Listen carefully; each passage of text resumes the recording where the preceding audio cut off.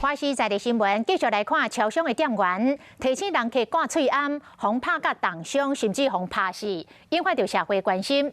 其实，这个客运车驾驶面对着生分的人客，嘛莫名其妙去互攻击。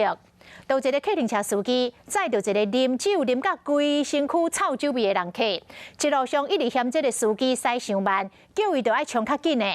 这个司机干那甲回讲。 安全到厝才重要，想袂到这个人客竟然一直甲这司机拍头，尾也阁牙刀出来现出来。这个驾驶真正是惊到了，为了要保命，直接跳车来化救人。结果这个嫌犯竟然是甲客停车驶倒去厝，嗷嗷大困。就较无1点钟咧，警方就抓着人了。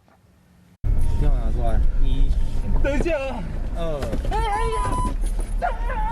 乘客对驾驶座瓦紧，阁提出随时都要甲攻击，客停车司机惊甲规气撞出来逃命，阁落车向过路人发救命。乘客阁开他门发讲：要回来了没？你不回来，我走了。驾驶惊甲愤怒要飞去，哪有可能阁敢转去？乘客规气家己开到女朋友住的所在，警方接到通报了后，45分钟就抓到人。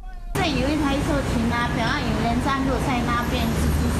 车超过来，不太会有人注意到。那个司机真的好倒霉哦。在月21透早8点，客停车驾驶伫台北市中校复兴的钱柜咧等，嫌犯上车了后，讲要去新北市新庄，阁怨叹驾驶开伤慢，爱开较紧咧。驾驶讲安全第一，想袂到嫌犯都生气，要甲攻击。犯嫌逮捕后，他是供称说他全程因为酒喝多了断片了，所以说对这件过程也没有印象。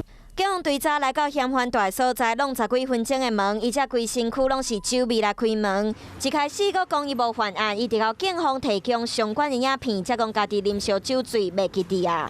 驾驶嘛已经验伤要甲告，嫌犯同意强盗和伤害罪上班，后悔嘛袂负啊。